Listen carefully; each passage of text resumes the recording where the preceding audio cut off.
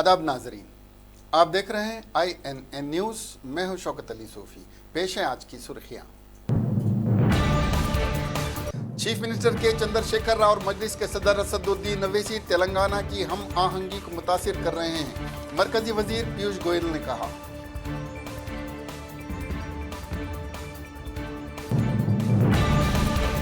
TRS ने cooperative इंतखाबात जीत लिए हैं, जीतने पर जिम्मेदारी शुरू होती है, खत्म नहीं, जीवन रेड्डी ने कहा।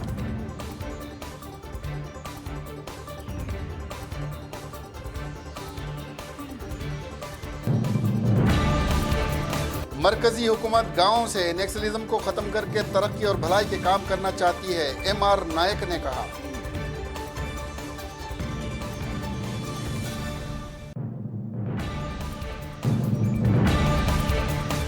चंद्रबाबू नायडू की प्रजा चैतन्य यात्रा फिर से एक बार शुरू होगी।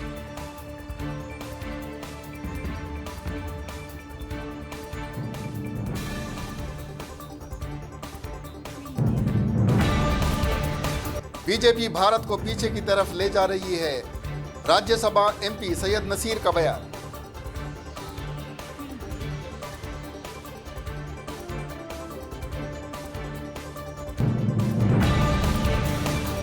चीन में कोरोना वायरस से अमवात की तादाद हुई 1868।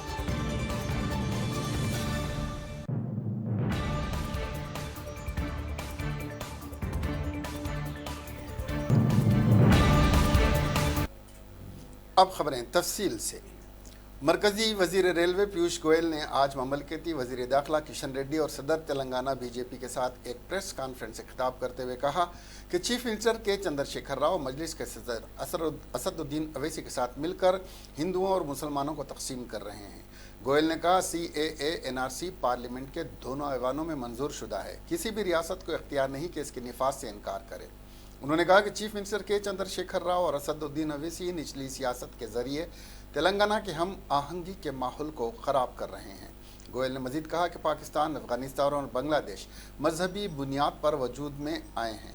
इन ममालिक में वहाँ की गैर महफूज मजहबी अक़लियतों को सुकून और राहत फराहम करना हिंदुस्तान की जिम्मेदारी है।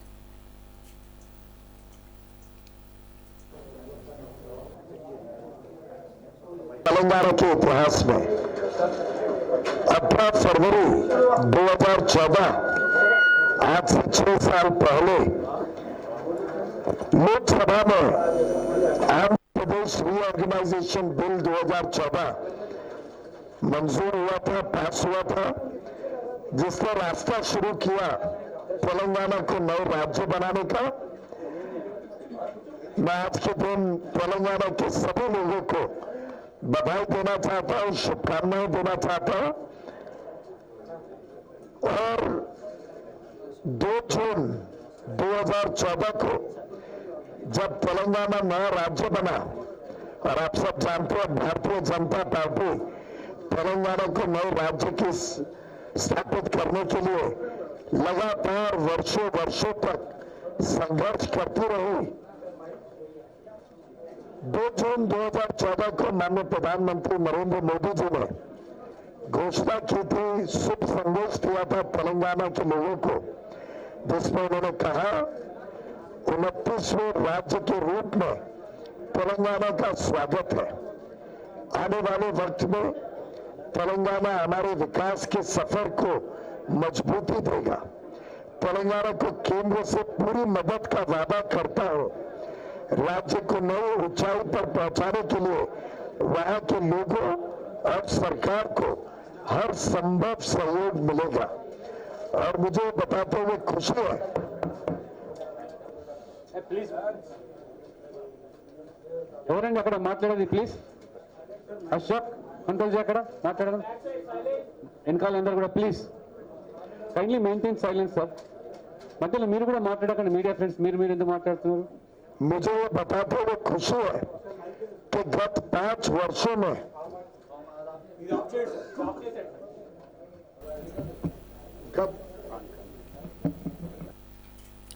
कांग्रेस के कायद MLC जीवन रेड्डी ने आज मीडिया से बात करते हुए कहा कि कोऑपरेटिव इलेक्शन तो TRS पार्टी ने जीत लिए, कैसे जीते इस पर किसी की बहस की ज़रूरत नहीं है। वो खुशियां मना रहे हैं। इंतखाबात जीतने पर जिम्मेदारी खत्म नहीं होती बल्कि शुरू होती है। जीवन रेड्डी ने कहा कि मुत्तहिदा आंध्र प्रदेश में किसानों को 6% इमदाद दी जाती थी। टीआरएस हुकूमत ये इमदाद नहीं दे रही है, बल्कि पिछले 6 साल में उसे मुकम्मल तौर पर रोक दिया गया है। किसानों को खरीफ की फसल पर 4% कर्ज दिया जाता था, वो भी रोक दिया गया है। किसानों को हुकूमत की जानिब से कोई भी मदद नहीं मिल रही है। हालांकि इंतखाबात के दौरान टीआरएस ने किसानों के 1 लाख तक के कर्ज माफ करने का वादा किया था।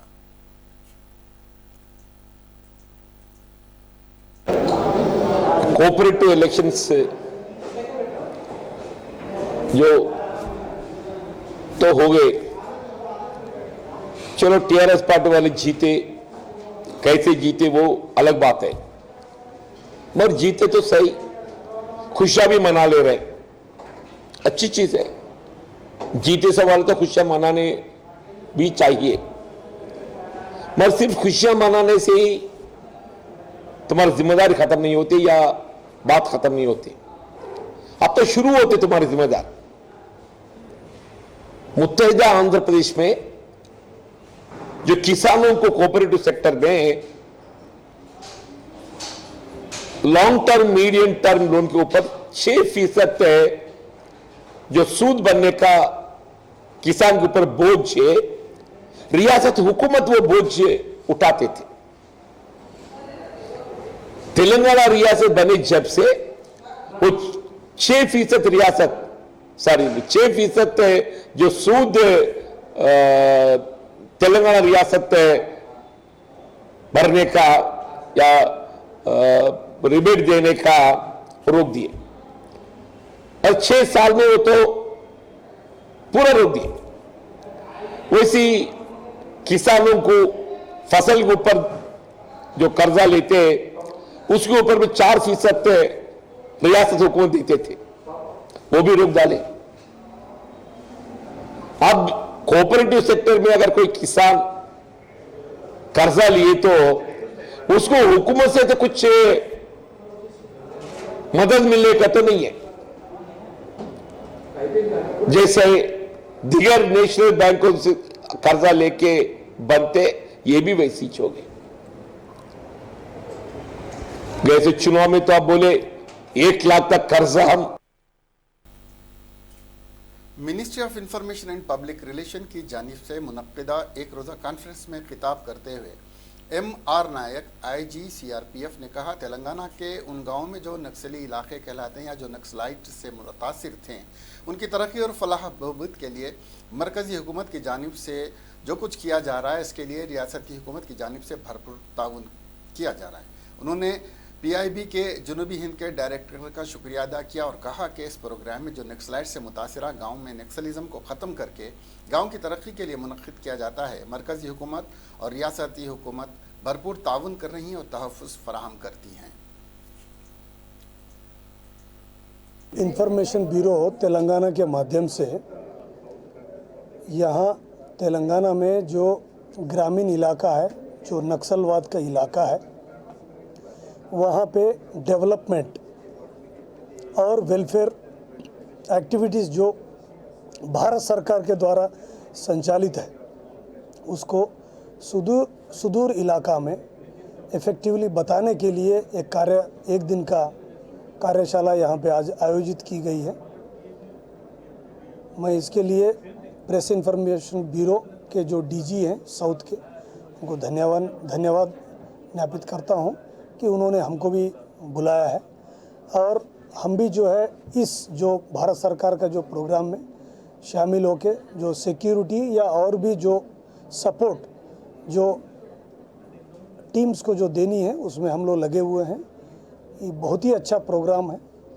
हमको उम्मीद है कि इस प्रोग्राम जो नक्सलवाद समस्या को जो अंत करने का जो अभियान जो चल रहा है, फोकस्ड अभियान चल रहा है, उसमें बहुत कारगर साबित होगा ये जो कदम है। और हम लोगों का जो तालमेल है जो स्टेट पुलिस के साथ, स्टेट गवर्नमेंट के साथ और अपना जो लोकल वहाँ का जो ITDA है, GCC है, ट्राइबल वेलफेयर डिपार्टमेंट है, हेल्थ डिपार्टमेंट के साथ बहुत ही अच्छा है। तो हम उम्मीद करते हैं कि ये जो प्रोग्राम जो ग्रामीण इलाका में जो हमारे जो भाई हैं, बहनें हैं, खास करके जो युवा हैं, उनको अच्छा लगेगा और उनको पता चलेगा कि भारत सरकार और यहाँ का जो सरकार, स्थानीय सरकार कितना उनके लिए योजनाएं नया ला रही है, उससे उनका क्या क्या फ़ायदा होने वाला है। तो ये बहुत ही अच्छा होगा, वो लोग को काफ़ी लाभदायक होगा। और जो नक्सल आंध्र प्रदेश की हुकूमत की नाकामियों को उजागर करने के लिए साबिक चीफ मिनिस्टर आंध्र प्रदेश तेलुगु देशम के कौमी सदर एन चंद्रबाबू नायडू कल से अपनी प्रजा चैतन्य यात्रा का आगाज करेंगे, जिसका एक मकसद पार्टी के मायूस कैडर में भरोसा पैदा करना भी है। आम इंतखाबात में पार्टी की शिकस्त के बाद पार्टी कैडर में काफ़ी मायूसी पाई जाती है। तेलुगु देशम पार्टी हुक्मरान जमात और ISR कांग्रेस को मुख्तलिफ उमूर बशमुल 3 दारुल हुकूमतों के मसले पर घेर रही है। चंद्रबाबू जिले प्रकाशम से इस यात्रा का कल से आगाज करेंगे और 3 असम्बली हलकों का अहाता किया जाएगा। इस यात्रा के दौरान पार्टी के कैडर को पंचायत और बल्दी इंतखाबात के लिए तैयार करवाना भी एक मकसद है। नायडू यात्रा के दौरान पार्टी के लीडरों और कारकुनों से सिलसिलावार खिताब भी करेंगे। साथ ही हुकूमत की नाकामियों को भी उजागर किया जाएगा। तेलुगु देशम पार्टी के लीडर के श्रीनिवासलू ने कहा कि रियासत में YSR कांग्रेस की 9 माह की हुक्मरानी बदतरीन रही। पार्टी के सदर का मानना है कि नाकामियों को आवाम के सामने लाया जाए। उन्होंने कहा कि तमाम तरक्याती सरगर्मियां ठप हो गई हैं। उन्होंने इल्ज़ाम लगाया कि चंद्रबाबू के दौर में ज़िलाई सतह से लेकर रियासती सतह तक तरक्की के मामले में मौसर हिस्सा लेने वाले ओहदेदारों से बदला लेने की सियासत की जा रही है। लाखों राशन कार्ड्स ख़त्म कर दिए गए हैं। उन्होंने कहा कि चंद्रबाबू नायडू इन तमाम बातों को आवाम के दरमियान लाएंगे।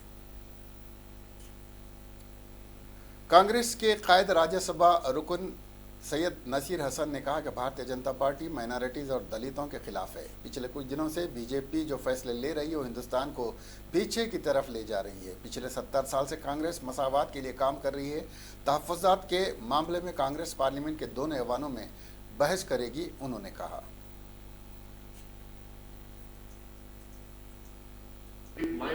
My personal feeling is, as a political activist, now in this country there is a clear divide between a liberal India and a India which want to pursue the mindset that was there about 3,400 years back. In that clear divide, people are looking to defeat this regressive mindset, and that is how I think the people on their own have shifted their vote, because they thought that AAP is winning there. That's why they voted one side to ensure that BJP is defeated. Because Delhi was the epicenter of the protest against CAA, NRC, NPR. Delhi was the epicenter of political polarization. Delhi was the epicenter of the repression of the students in this country. I think they wanted to ensure the defeat of BJP. That's what the vote achieved. We fought our battles. We are happy that we have lost. At least BJP has also lost there. We'll rebuild our organization. We have a strong organization there. People must have wanted to defeat BJP. They have voted for it. There's no understanding. There's no understanding in parliament election. There's no understanding in assembly election. One thing Congress party was losing is the national image with the Maharashtra and after the Delhi elections. Corona virus से चीन में मजीद 98 अफराद हलाक हो गए, जिसके बाद अब इस खौफनाक वायरस से हलाकतों की तादाद 1868 हो गई है। चीनी सरकारी हुक्काम का कहना है कि मजीद 1807 नए मरीज भी वायरस की जद में आए हैं। चीनी हेल्थ कमीशन के मुताबिक चीन में कोरोना वायरस से मुतासरा मरीजों की तादाद 72,436 से ज़ायद हो गई है, जिनमें पैरामेडिकल स्टाफ भी शामिल है। इस वबा से 12,522 अफराद सेहतियाब हुए हैं। गैर मुल्की मीडिया के मुताबिक चीन में डॉक्टर्स और नर्सों को भी मरीजों के इलाज में मुश्किलात का सामना है। कोरोना वायरस से चीन के अलावा ताइवान, फिलिपाइन, हांगकांग, जापान और फ्रांस में 5 अफराद हलाक हो चुके हैं, जबकि दीगर कई ममालिक में मुतअद्दिद अफराद के बीमार होने की इत्तलात हैं। चीन के वुहान अस्पताल के डॉक्टर का जो कोरोना वायरस के सिलसिले में बनाए गए मालिज मरकज़ में इंतकाल हो गया, वो भी इलाज करते करते खुद भी कोरोना वायरस के शिकार हो गए थे। चीन के नेशनल हेल्थ कमीशन ने ये ऐलान किया है और कहा है कि डॉक्टर को बचाने की सारी तदबीरें बेकार हो गई और वो इंतकाल कर गए। सारे चीन में इससे माहौल पुरसोज हो गया है। चीन में तिबी अमले अमला खौफ के माहौल में काम कर रहा है क्योंकि ये वायरस बड़ी तेज़ी से फैला और जो सारी एहतियात बरतने के बावजूद अमले के अरकान को भी मुतासिर कर रहा है।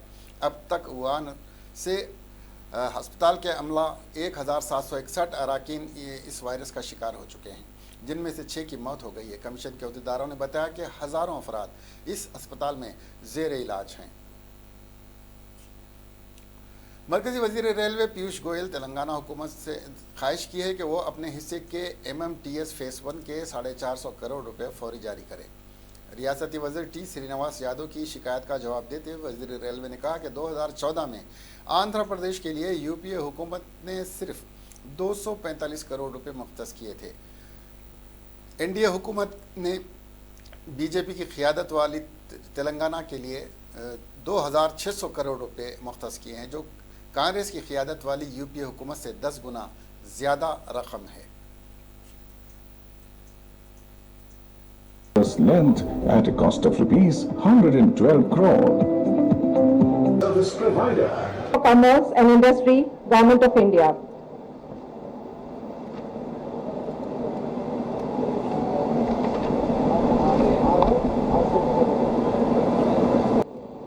Ladies and gentlemen, आज का दिन तेलंगाना के इतिहास के लिए बहुत सुनहरा दिन है। 18 फरवरी 2014, आज से 6 साल पहले आज ही के दिन लोकसभा में रीऑर्गेनाइजेशन एक्ट आंध्र प्रदेश का पारित हुआ था, जिसको पॉपुलरली तेलंगाना एक्ट कहते हैं। और आज 6 साल बाद तेलंगाना एक नए राज्य के रूप में तेज गति से प्रगति करते रहे, इसके लिए केंद्र सरकार पूरी तरीके से संकल्पित है, पूरी तरीके से प्रयास कर रही है। मुझे आज भी याद है, भारतीय जनता पार्टी ने लगातार तेलंगाना के नए राज्य बनने की लड़ाई में भाग लिया। भारतीय जनता पार्टी के नेतृत्व में हर बार तेलंगाना एक राज्य बने, तेलंगाना के लोगों को मौका मिले तेज गति से प्रगति करने का।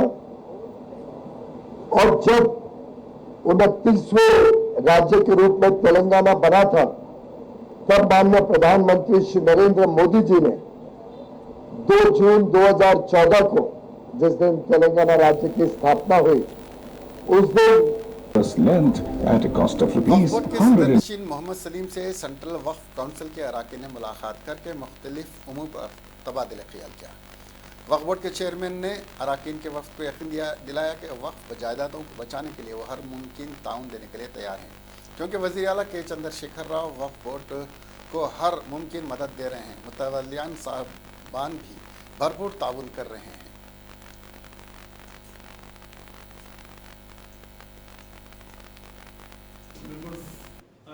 मैं दिल की गहराइयों से शुक्रिया अदा करता हूँ, इतना टाइम निकाल कर सब अलग अलग स्टेट से आए हैं, और हमारे मुतवल्ली साहिबान को भी शुक्रिया अदा करता हूँ मैं कि आप लोग कीमती टाइम निकाल कर आए, और हमारे ऑफिसर्स सबको अस्सलाम वालेकुम।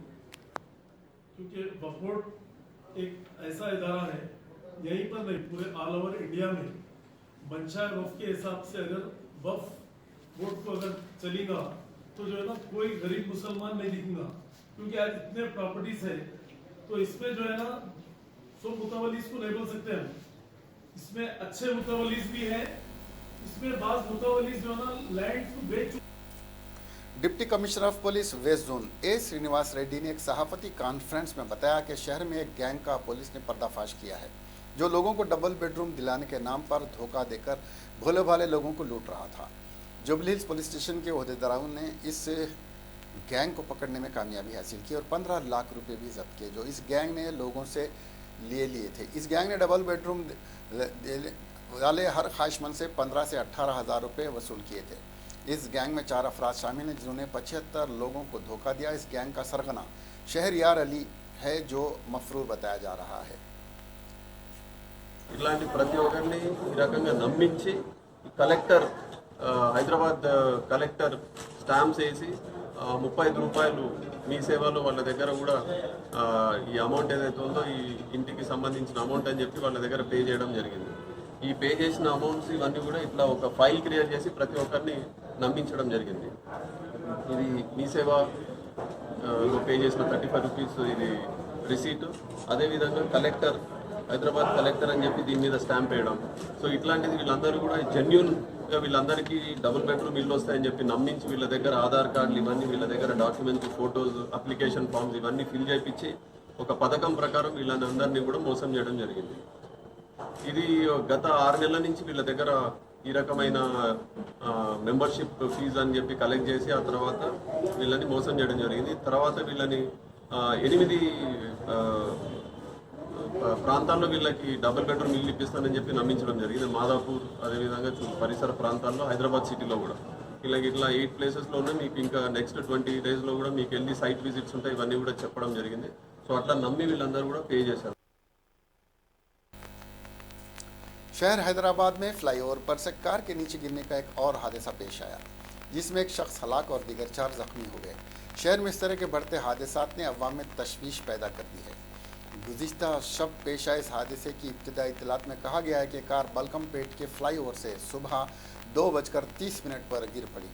इस हादसे में कार में सवार अफराद में से एक हलाक हो गया। इस हादसे की वीडियो में दिखाया गया है कि कार के नीचे गिरने के हादसे में फ्लाईओवर के नीचे खड़े अफराद करिश्माती तौर पर जिंदा बच गए। जख्मियों को इलाज के लिए अस्पताल मुंतकिल कर दिया गया है। मरने वालों की शनाख्त मोहम्मद सुहेल के तौर पर की गई है, जो सनत नगर का रहने वाला है। इस कार में 6 अफराद सवार थे। बताया जाता है कि कार का तवाज़ुन खोदने के नतीजे में यह हादसा पेश आया। पुलिस ने बताया कि ये 6 अफराद दोस्त थे जो शहर के शुमाली हिस्से के बाद मुकामात से वापस हो रहे थे। सुनील कार चला रहा था। सनत नगर पुलिस ने इस सिलसिले में एक मामला दर्ज करके जाँच शुरू कर दी है।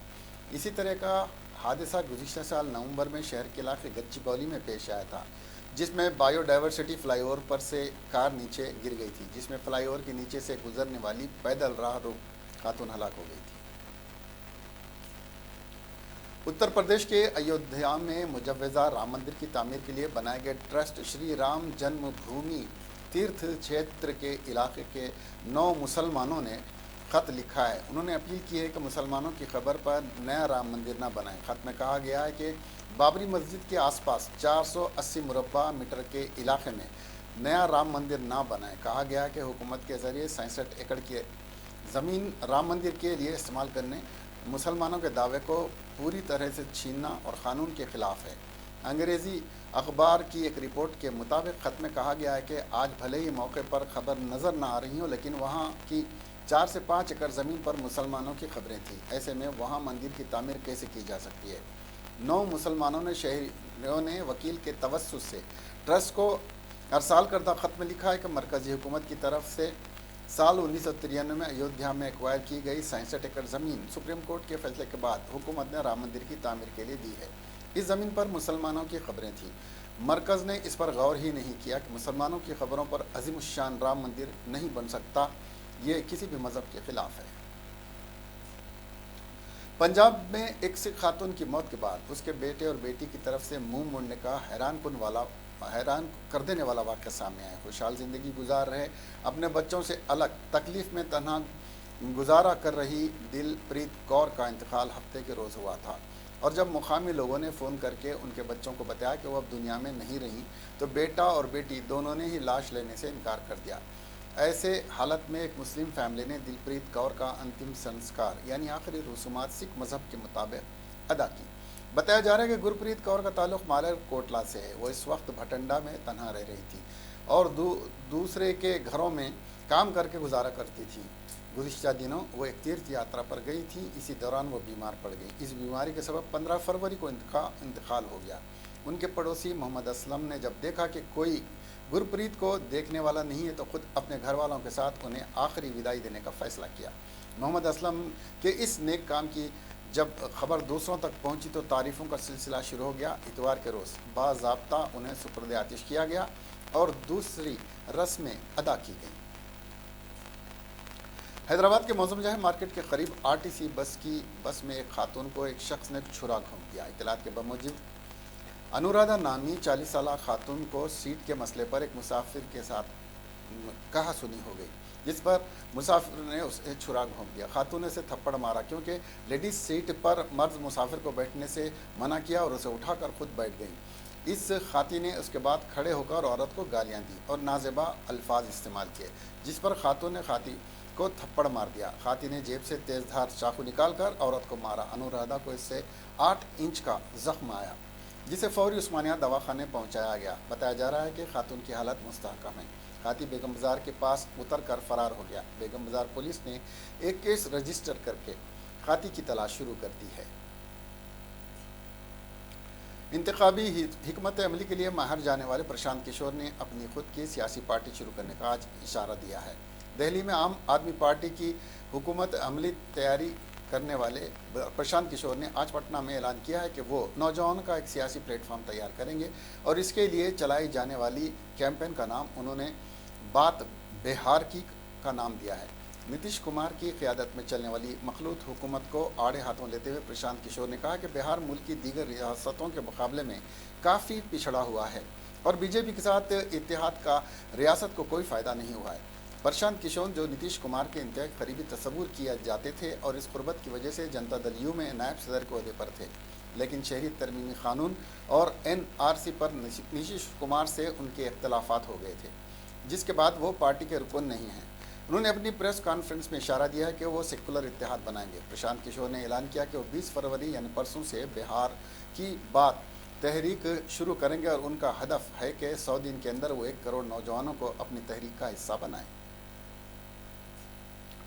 जामे कोऑर्डिनेशन कमेटी ने गुज़िश्ता दिनों एक वीडियो जारी किया था, जिसमें दिल्ली पुलिस को तलबा पर लाठीचार्ज करते हुए दिखाया गया था और वीडियो में यह भी नज़र आ रहा था कि 15 दिसंबर को पुलिस के ज़रिए जामे लाइब्रेरी में घुसकर तोड़ फोड़ भी की गई। इस वीडियो से तिलमिलाई दिल्ली पुलिस ने अपने दिफा में एक नया वीडियो जारी किया और ये साबित करने की कोशिश की कि तालिब इल्मों ने पुलिस पर पथराव किया था और जब पुलिस ने कार्रवाई की तो वह लाइब्रेरी में घुस गए। इसके बाद ही पुलिस लाइब्रेरी में घुस गई, लेकिन वीडियो में जिस तालिब इल्म के हाथ में पत्थर होने की बात कही जा रही है और मुख्तलिफ इलेक्ट्रॉनिक मीडिया पर लाल गोला लगाकर इस पत्थर की तरफ इशारा किया गया था, वो असल मानों में पत्थर था ही नहीं। दरअसल जारी नए वीडियो का अलर्ट न्यूज़ ने फैक्ट चेक किया, जिसमें पता चला कि तालिब इल्म के हाथ में पत्थर नहीं बल्कि वॉलेट यानी पर्स था। अलर्ट न्यूज़ ने सभी अंग्रेज़ी और हिंदी न्यूज़ चैनलों के इस दावे को सिरे से गलत करार दिया, जिसमें कहा गया था कि जामे तालिब इल्म ने पहले पुलिस पर पथराव किया और फिर अपने बचाव के लिए लाइब्रेरी में दाखिल हो गए। बीदर की 2 खवातीन 15 दिन बाद हफ्ते की शाम जेल से रिहा हो गई। बीदर की मुकामी अदालत ने जुमा के रोज़ मुल्क से गद्दारी के इल्ज़ाम में गिरफ्तार 2 खातून बशमुल स्कूल हेडमिस्ट्रेस की ज़मानत मंजूर की थी। बीदर के शाहीन स्कूल में CAA की मुखालिफत में मुनक्किदा एक ड्रामे को पेश करने पर फरीदा बेगम हेडमिस्ट्रेस और एक तालिबा की मां सुल्ताना के खिलाफ बीदर पुलिस ने मुखालिफ CAA एहतजाज में शिरकत पर गद्दारी का मुकदमा दर्ज करते हुए जेल रवाना कर दिया था। तकरीबन 15 दिन से ये 2 खातून टीचर्स बीदर की जेल में मुक़य्यद थे। 1 लाख रुपए ज़मानत और दीगर उम्र की तकमील के बाद ये दोनों जेल से रिहा हो गई।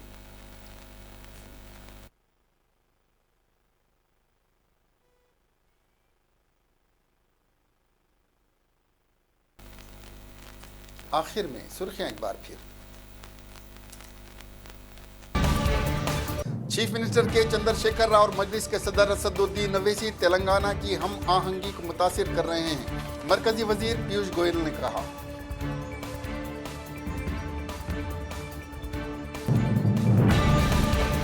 TRS ने कोऑपरेटिव इंतखाबात जीत लिए हैं, जीतने पर जिम्मेदारी शुरू होती है, खत्म नहीं, जीवन रेड्डी ने कहा।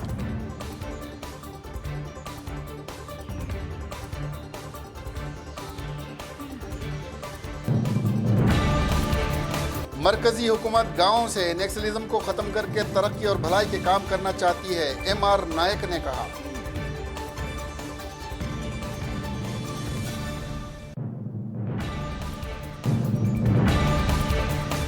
चंद्रबाबू नायडू की प्रजा चैतन्य यात्रा फिर से एक बार शुरू होगी।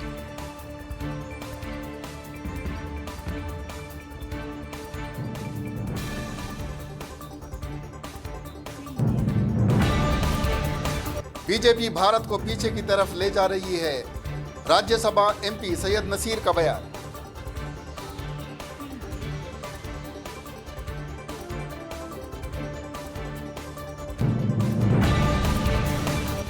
चीन में कोरोना वायरस से अमवात की तादाद हुई 1868।